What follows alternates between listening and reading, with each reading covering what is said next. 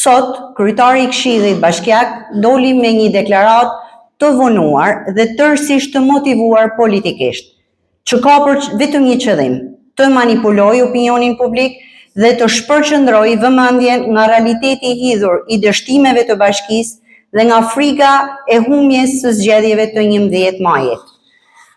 Është e rëndësishme që qytetarët e Shkodrës të dinë të vërtetën. Mbledhja për të cilën flet kryetari i Këshillit është zhvilluar me 8 prill, ndërsa deklarata e tij vjen vetëm sot, 22 ditë më vonë, kur zgjedhjet e 11 majit janë në prag. Dhe kjo nuk është rastësi. Kjo është një manovër e pastërt elektorale, e diktuar nga zyra e kryetarit të bashkisë, tashmë i panderur në SPAK, e cila ka kthyer Bashkinë Shkodër në një zyrë partijet dhe në një mjet personal propagandet. Për Partinë Demokratike, vendimarrja në Këshillin Bashkiak nuk është çështje votimesh formale. Ne besojmë në transparencën, në debatin institucional, në ndërmarrjen e qartë ndërmes interesit të qytetarëve dhe interesave elektorale të pushtetit.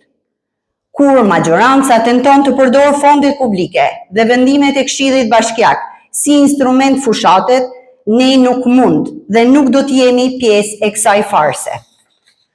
Opozita nuk ka bojkotuar Shkodrën, përkundrazi, ka mbrojtur me integritet vendimarrjen dhe në bazë të vendimarrjes dhe parimet themelore të qeverisjes vendore. Nuk mund të kërkohet miratimi i vendimeve me vlera të larta monetare në mënyrë të nxituar, pa dokumentacionin e plot, për të përdorur më pas nga Benet Beci dhe Partia Socialiste për të financuar fushatën dhe për të blerë vota. Kjo është e papranueshme. Shkodra meriton institucione serioze, ku çdo vendim të merret me përgjegjësi, jo në funksion të interesave të ngushta politike, por në të mirë të qytetarëve të saj. Qytetarët janë lodhur tashmë nga improvizimet, mashtrimet dhe propaganda. Ato kërkojnë vendimarrje të hapura dhe projekte që lindin nga një vizion i qartë për të ardhmen dhe jo nga frika e humbjes. Kjo është një shenjë e një pushteti që po rrenohet nga brenda, nga paaftësia për të dëgjuar dhe nga frika e humbjes së zgjedhjeve të 11 majit. Dhe me të drejtë friksohen.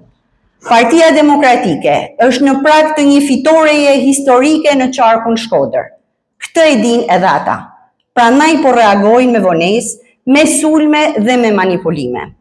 Ne do të vijojmë të qëndrojmë aty ku kemi qenë gjithmonë, në anën e qytetarit, me kurajo, me përkushtim dhe me një vizion të palëkundur për ta bërë Shkodrën madhështore dhe Shqipërinë madhështore.